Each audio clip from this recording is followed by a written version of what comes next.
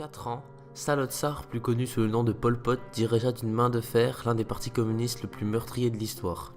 L'ironiquement appelé Kampuchea démocratique, composé des Khmers rouges de Pol Pot, fit régner la terreur au Cambodge de 1975 à 1979.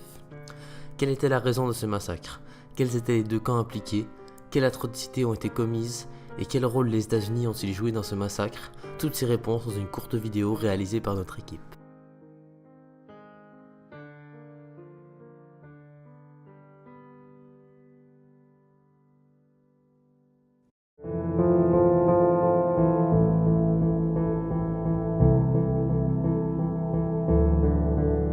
Le génocide du Cambodge, commis par les Khmers rouges de Pol Pot, respecte 3 des 5 critères pour établir un génocide. En effet, ce génocide a été la cause de nombreux meurtres, il y a eu atteinte grave à l'intégrité physique et mentale des victimes, et un groupe a été soumis intentionnellement à des conditions d'existence ayant entraîné sa destruction physique partielle.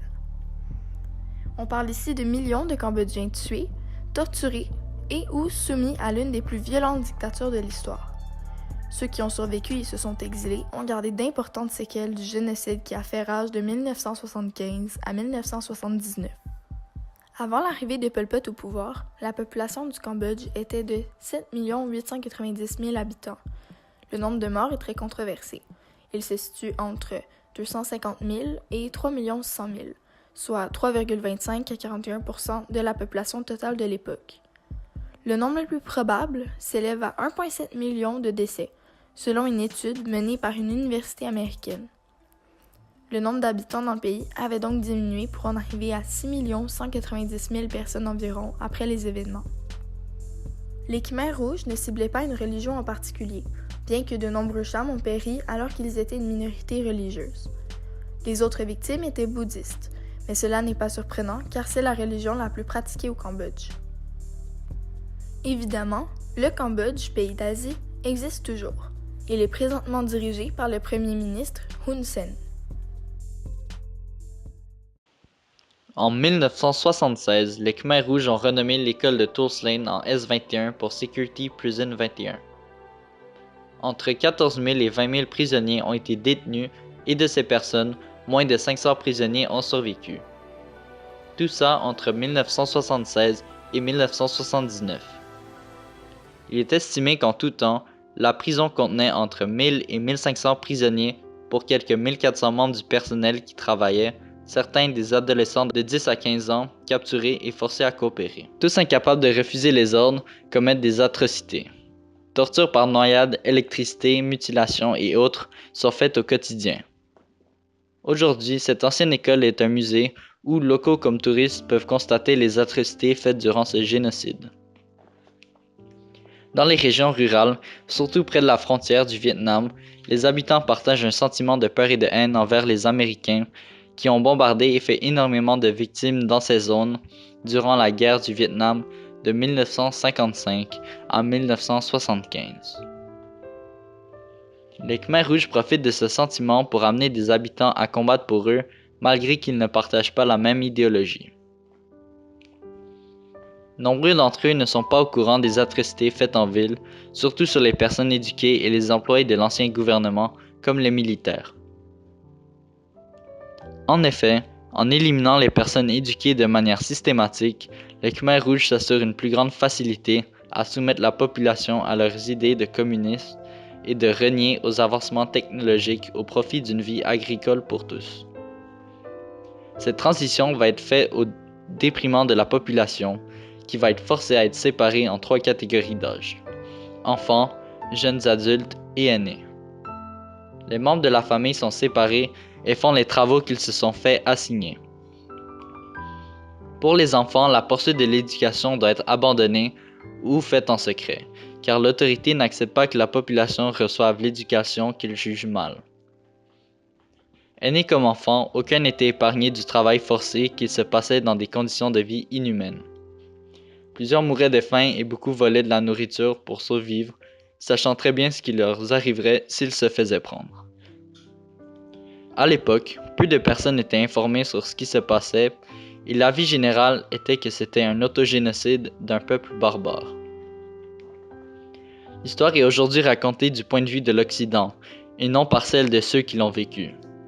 Autogénocide n'est pas suffisant pour décrire ce qui s'est fait puisque différents peuples cambodgiens se sont fait tuer, par exemple les Cham.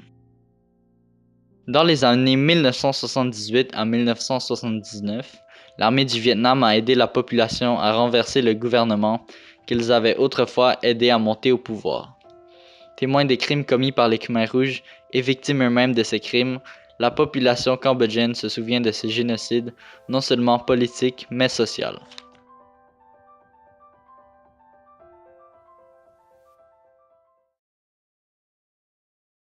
En tant qu'envahisseurs, nous faisons partie du Parti des Khmers rouges, un parti créé en 1951.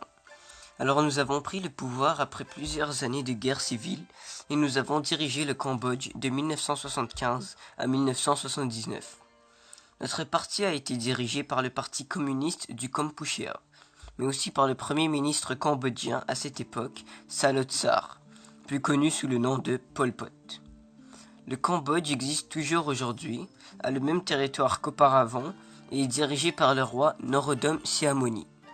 Selon moi, il s'agit d'un génocide, malgré que certains ne le considèrent pas encore comme ça, car près de 2 millions de Cambodgiens, soit environ le quart du pays, sont assassinés, affamés volontairement, persécutés et déportés dans des conditions déplorables pour avoir vécu dans un lieu considéré comme un lieu de contamination impériale par les Khmers rouges.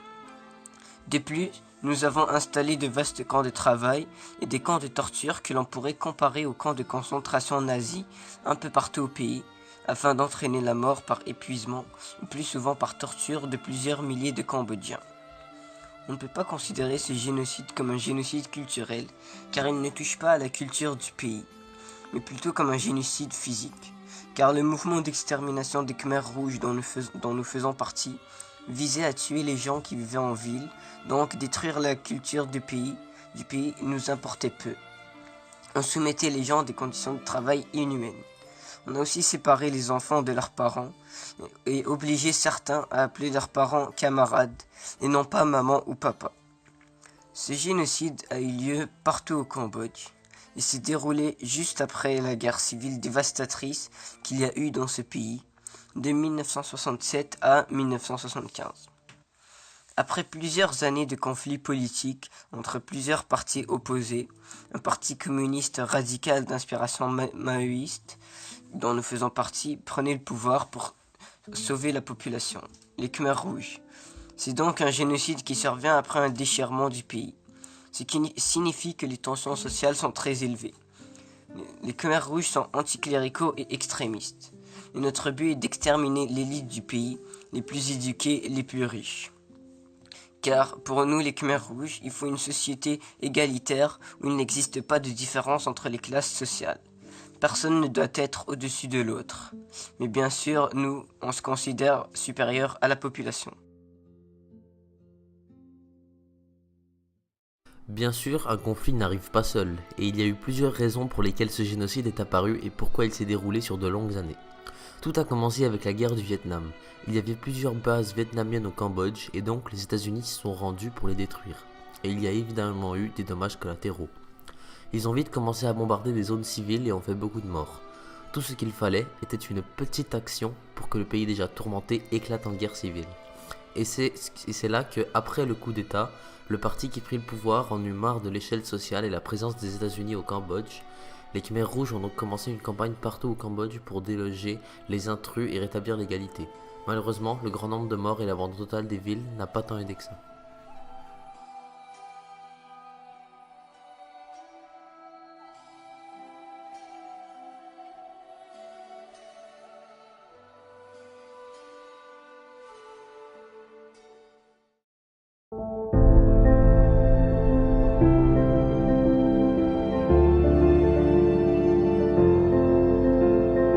Il a été difficile d'établir la paix au Cambodge car les Khmers rouges étaient plus un régime dictatorial qu'un mouvement communiste.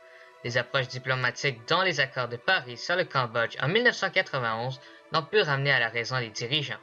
Ils refusaient de se soumettre aux propositions de la paix faites par les membres du Conseil national suprême cambodgien qui avaient été pourtant signés par deux partisans de Khmers rouges, Son Sen et Khieu Samphan.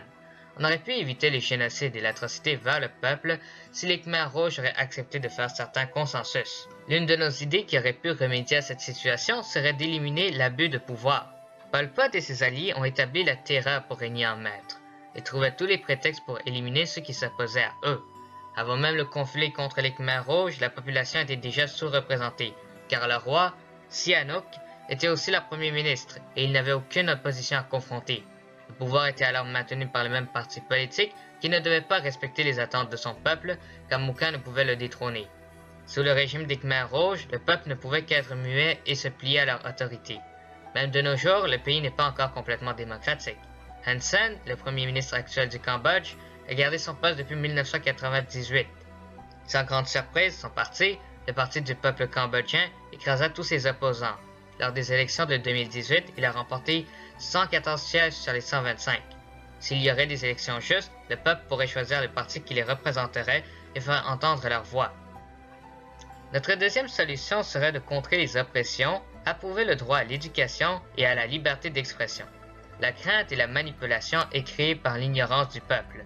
Les Khmers rouges ont gagné le soutien croissant de la population en faisant croire qu'ils agissaient en leur faveur économique du pays et empêché l'envahissement par les Américains.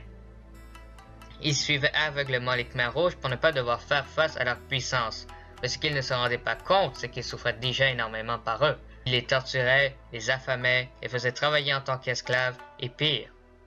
Peut-être cela aurait ramené une révolte de la population, mais s'il y aurait des morts, ce serait pour une bonne cause au lieu d'être sauvagement exécutés par des dictateurs. De plus, ils auraient même défini un meilleur futur pour le Cambodge. Le peuple cambodgien souffrait et souffre encore de frustration, de la peur et de l'intimidation. C'est uniquement quand ils s'opposeraient massivement contre le gouvernement dictatorial qu'ils pourront jouir de la liberté. Notre troisième idée aurait été d'éviter de dépenser bêtement sur les armements et investir sur la production pour éliminer la famine. Les Khmers rouges causaient des famines et des pénuries dues à une mauvaise gestion des ressources et parfois même intentionnellement. La population souffrait et plusieurs mouraient par de mauvaises conditions de vie. Pour subvenir à leurs besoins, certains devaient même recourir au marché noir pour se procurer de la nourriture. Si les Khmers rouges avaient opté de stimuler l'économie et s'ouvrir vers l'investissement international, ils auraient pu gagner la confiance du peuple. En conclusion, pour demeurer au pouvoir, un gouvernement n'a pas besoin d'utiliser la force, mais plutôt de se soumettre à des critiques et agir dans l'intérêt du pays. La violence n'a jamais été une solution durable. En respectant la vie de nos opposants, on ne peut que devenir meilleur.